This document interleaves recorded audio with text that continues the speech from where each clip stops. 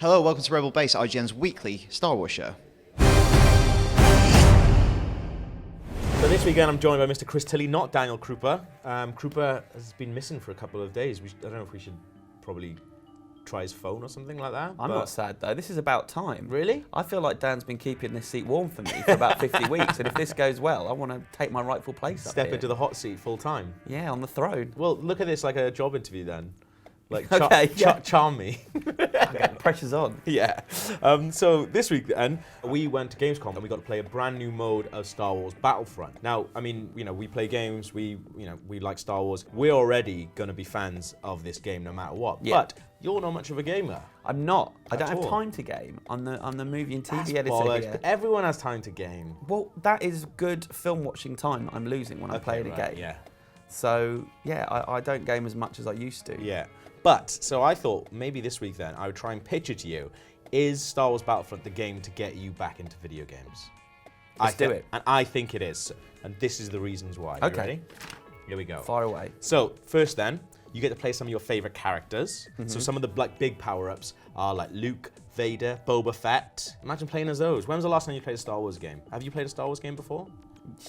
Probably in an arcade about 20 years ago. There you go, see? It's all changed, Chris. Yeah. It's changed quite a lot. I mean, have there been many good Star Wars games though? Because I just seem to remember that it's always they never quite nail it. There's been quite a few, but not any that have, like Knights of the Old Republic is the one, Yeah. basically. Like that's the really big one that everyone goes for. But that sort of takes place in its own little thing, so you're not like, you're not following the story of Empire or anything like that. I mean, it's a brilliant game. Then you have stuff like Force Unleashed, which you do interact with Vader and Luke and stuff like that, and you go one of like two ways. You can kind of, pick your good side or your bad side sort of thing. And that was one of the other really good ones as well. Then you got stuff like, I really like the pod racing game for Phantom Menace. I've never played it. Which was really, really good, like for the N64. Like that was a really, really good sort of like racing game. But this, Battlefront have always been good games. And I think for this, the first like sort of next gen console we're seeing with them, the graphics are ridiculous in it. Yeah. And I think, this is, if there's going to be a game, it's going to be this one. So getting to play as, Luke Skywalker on Hoth, tooling around with your lightsaber. Does that interest you? Yes. You up for that? Most definitely. There we go. That's one. Yep. You've piqued my interest. I've sold it. You get to take control of some of like the coolest ships. So we've just played a new mode where you get to take control of the Millennium Falcon. So you're in the Millennium Falcon, just above the planet of Solus we were above, taking down TIE fighters in that. And that was pretty cool. Like just being in the Millennium Falcon, flying towards and just seeing all these TIE fighters sort of like coming towards you. Were you flying it? Alex was. Alex was. How easy was it to fly? Well, it's a beast to fly, Yeah. but it maneuvers really well. So if you look at, like the second teaser where you see the Millennium Falcon going through sort of like the destroyed Star Destroyer, like it seems like it maneuvers really well, and it really, really does as well. It doesn't feel like you're sort of driving a tank in space, which is obviously the worry for that. Yeah, sure. So that's good. Taking control of ships. Yeah. That's good. Like it. So the other one in the yes camp is co-op. Now, me and Krupa played a mode where you're on Tatooine together, and not only is it cool because obviously you're looking around, as a Star Wars fan, you'll be looking around seeing stuff on Tatooine that you recognize. Like, it's amazing fan service. But at the same time, you've got your buddy with you as well. Like, I'm thinking, if you haven't played games for a while, you've missed out on some really, really good co-op experiences. Yeah. You sit next to your buddy, like taking down like hordes and hordes of enemies. That's quite a big thing that you've missed out because, that's a lot of what games are about now. Yeah, and yeah. I think if you're with your friend on Tatooine, and you get to control, your favorite Star Wars characters, and then jump into a spaceship. That's pretty good, right? What if I haven't got any friends? That's an issue. Yeah. That is an issue. But we pretend every day. So, Yeah. Like, just And I grab could one of us. potentially go online and make friends? Yes, well, this is the thing. So going to the no camp, Uh-oh. right? It is. This isn't a very good pitch if you're going to give me some no's. Yes, well, this is I'm trying to say. This is the reasons for it not being. Right. It is all online. So there's no single player campaign. So it's not like you can, play by yourself and no one can see you being bad. If you're bad at it, everyone's going to see you. Humiliation. Yeah. We played 20 versus 20 at E3, and I was sitting next to Luke Kamali, who was particularly shit at it, to the point where it's not that fun because it's 20 of you against 20 of you, which seems like you could be rubbish and Could hide. you could hide. Yeah. No, it doesn't happen. There's a huge battle going on in Hoth. You need everyone pulling their weight. You need everyone at the top of their game. Yeah. If there's somebody who isn't, it really does destroy everything. Do you Okay. want that on your shoulders? I hate the smell of humiliation, so There you go. this could be a problem. That's the thing. You're really sort of competitive. Yeah. So if you're going to go in, you're going to go in hard. Totally, I always go hard. Yeah. Go hard or go home. That is one of my other points. It is hard. Right, yeah, that could be a problem. Having been out of the game for a while, Yeah. literally and metaphorically, Yeah. yeah, I could have problems. It's solid, man. Like at E3, like when I was playing it, like it took me quite a long time to get with it, especially with the fly-in. I was jumping in X-wings and just going straight into the AT-ATs, and it's not fun. So here's my question, is it too hard? I think you're going to have to put the time in Yeah. to be able to get something out of it. Yeah. And I think if you're not going to be able to jump in and have, an amazing Star Wars experience if you're not familiar with sort of twin sticks and first-person shooters, which I'm guessing you're not. No. So this is the thing, you're going to have to put some time in. And the final one, this might actually shock someone who doesn't play games, but you can't just select the special characters from the start. You can't go in and go, okay, I'm going to be Vader, you're going to be Luke. Yeah. They're sort of like power-ups that you pick up in the thing, and you pick up the power-ups by being good as well. So you're not going to be Luke from the start of everything. You're going to be, just some grunt. You're nameless, faceless. Exactly, yeah. And then the better that you do, you have the better chance, I think, of picking up the power-ups and turning into Luke and then going around the battlefield. You're turning me off, because I, as a kid, I thought I was going to grow up to be Luke Skywalker, so Yeah. now you're telling me I might not be able to? Yes, exactly. And you'll have to watch other people become Luke Skywalker as well, and you'd just be like sitting there thinking, I wish that was me. This is getting worse and worse. Yeah? But I did watch some of the trailers before Okay. coming in here. I really like the look of having Admiral Akbar pop up and tell me what to do. Yeah? Kind of like Siri. Yeah. Siri Akbar. I like that. Siri Akbar. Might be his first name. We probably know what his first name is. See, I like that you like the look of it, but I think what'll happen is maybe it'll be a better experience for you if you were just sitting behind one of us playing. Maybe. I don't know how long I'd do that for. And I love the footage of Luke on Hoth. Yeah. Although, doesn't he get cold? That's what I said. He's got this like open top little shirt on him. But that moment when at the end of the trailer that you sent me, where he spies Vader and runs towards him, and Vader comes back towards him, and they're like going at each other. I mean, that nearly made me do a sex week. That looked amazing. It does. I Yeah. got really excited. Exactly. Yeah. So what do you think then? Do you think Star Wars Battlefront is a game to bring you back to video games? Well, even before you came up with the idea of this as a topic, Okay. I did have my eye on it. Like I watched the Gamescom footage while you guys were all out there, and I thought, yeah, man, this could be it. This could be the game I've been waiting all these years for. It feels like the right time with the in the run up to the movie coming out. Definitely, yeah. I mean, I think it's quite an interesting thing. Like, is it going to bring back people? Everyone's a Star Wars fan, and Star Wars fans are a little bit older. Not you, I mean older than you. And they might not be into video games, but is this going to be the one that brings them back? I think it could be. Yeah. I think though I should go away and have a go at it and come back on the show if you'll have me, and then Definitely. see what happened. Yeah, let's do that. Just don't film me playing it. But are you a gamer? Are you not a gamer? Are you still excited for Star Wars Battlefront? Let us know, rebelbase@ign.com.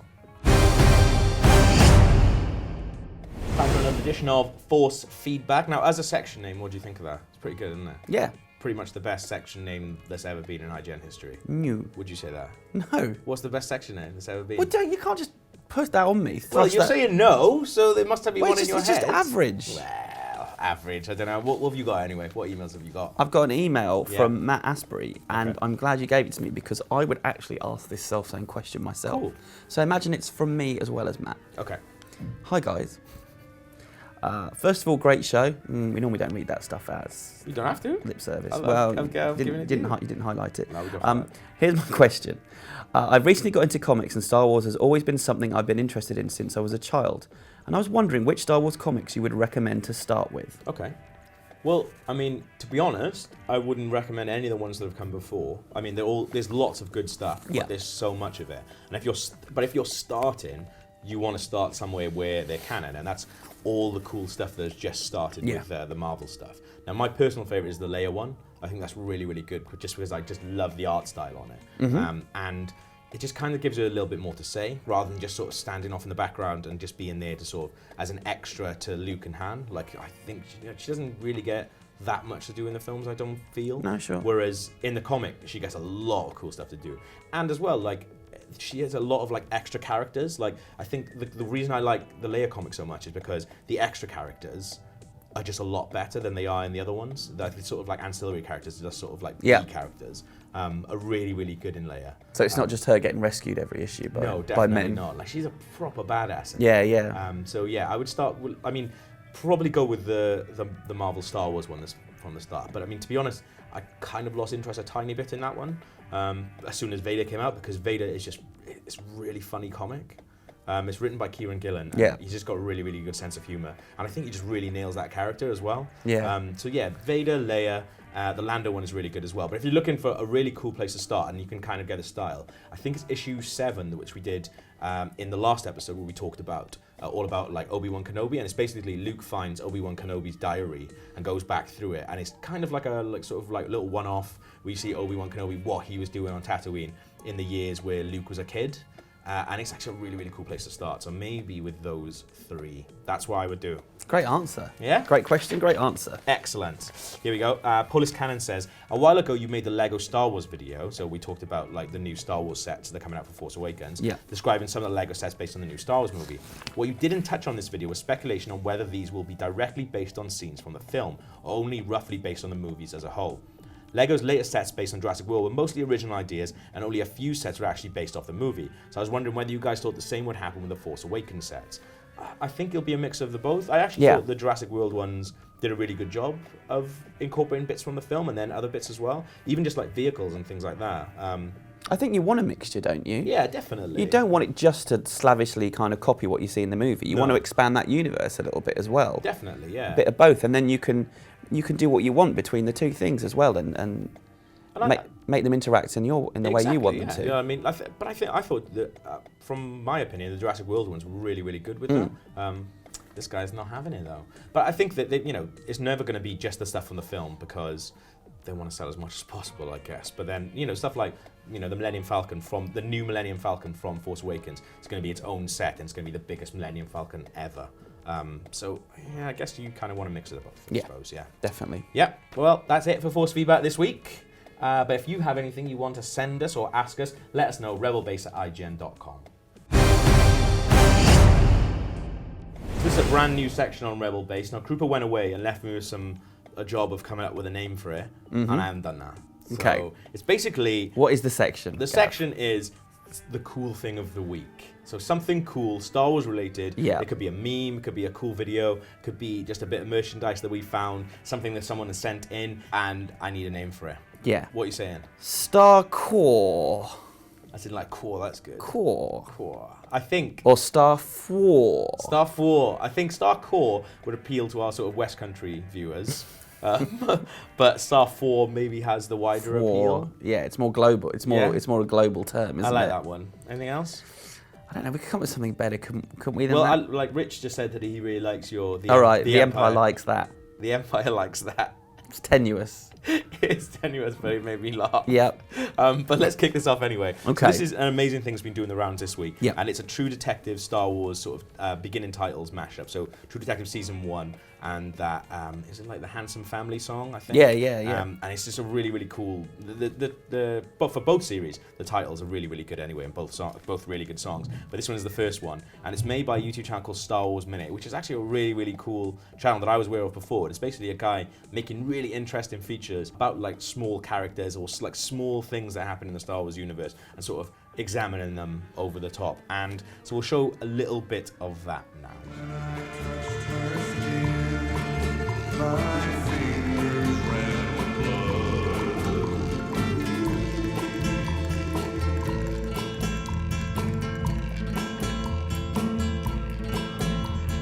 When the last light warms the rocks and the rattlesnakes unfold. That's good. Did you like that? Yeah, for me, any excuse to listen to that song again. It's a really I good love song, that isn't it? song. Yeah. And it's timely, season 2 of True Detective. Yeah.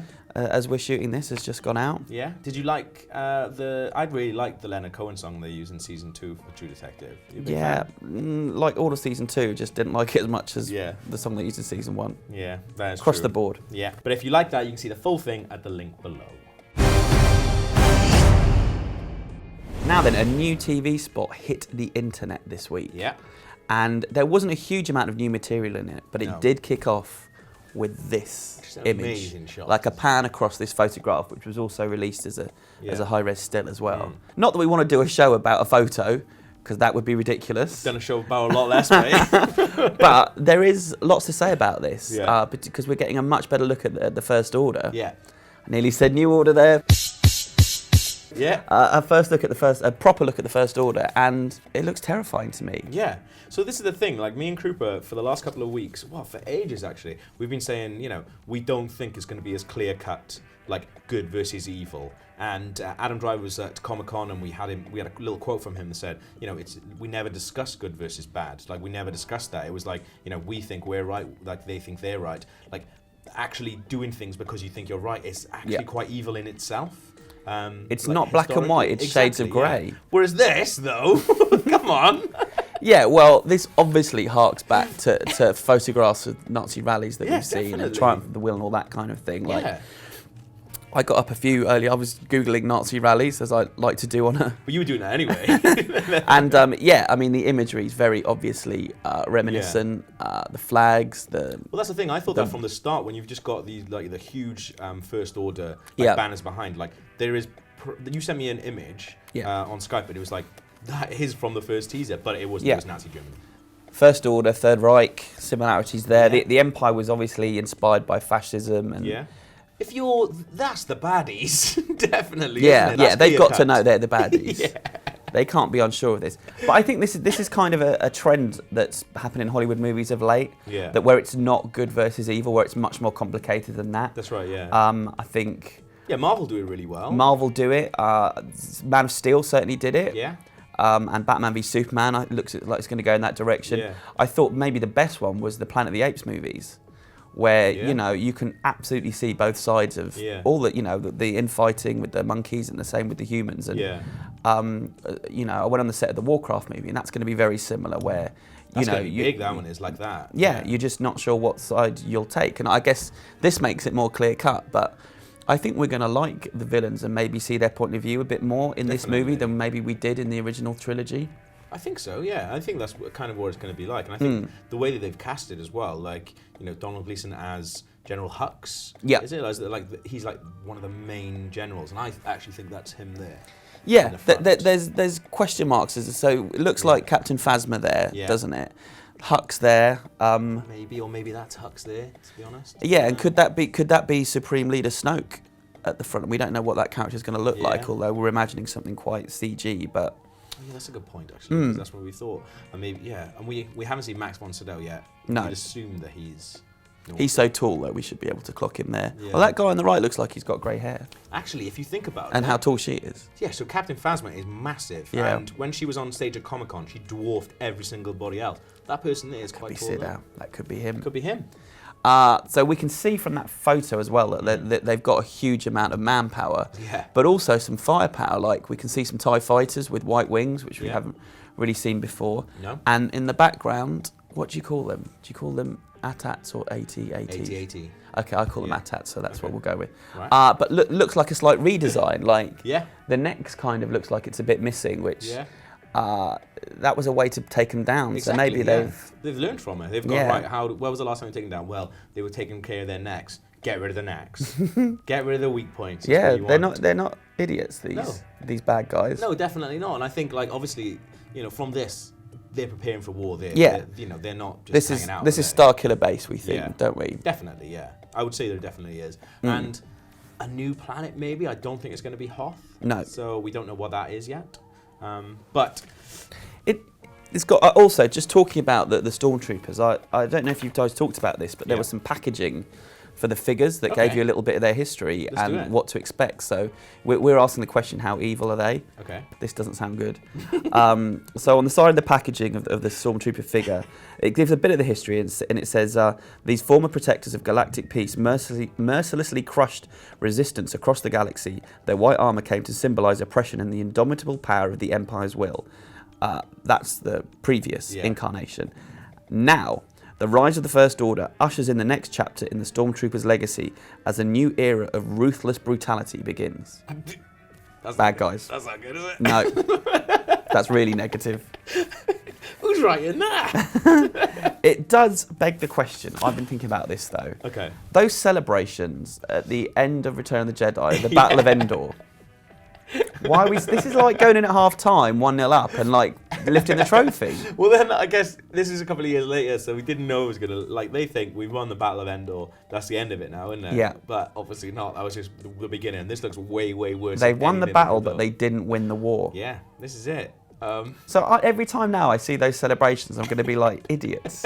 Stop celebrating and make sure you got them all. I know what you mean. It's like celebrating like a football thing when you're going to get absolutely thumped later on. Then it's like tweeting if your team is doing really good at half time. Never Like, do it. Never do that. Never do it. Never lord it over the opposition. But yeah, I mean, this doesn't look good for them, does it? Like, it's not going to be grey areas. They look pretty evil there to me. To be Yeah. honest. But I'm really hoping I'm going to quite like them as well. I think we will. I mean, Yeah. I like anything. Even when Adam Driver's being really weird and really disgusting in Girls, I still am Yeah. kind of always on his side, just because I just like his face. These are all quite likeable actors as well, exactly. so that's what's interesting. Yeah. I mean, this guy always plays. He's quite innocent, Donald Gleeson, Yeah. quite sweet. When I saw he was cast, I was like, well, he is definitely going to be a descendant of Luke Skywalker. Yeah, because obviously, no he's just doubt. so Lukey in his facial, like the things that he does. And if you watch something like Frank, Yeah. he basically is Luke Skywalker in that because he comes into, he's a really sort of quiet, sort of not very like confident person, comes into this group of people who all know what, who are very sure of themselves, and he has to sort of find himself through them. You just compared Luke Skywalker to John Ronson. I know. That's pretty impressive. You love that. Right. All right, we should end it there then. Yeah, We're not on going to get that- any better than that. on that bombshell. I mean, how evil the First Order? Pretty evil, we reckon. Yeah. But what do you think? As always, let us know. rebelbase@ign.com. And for everything else Star Wars, stay right here on IGN.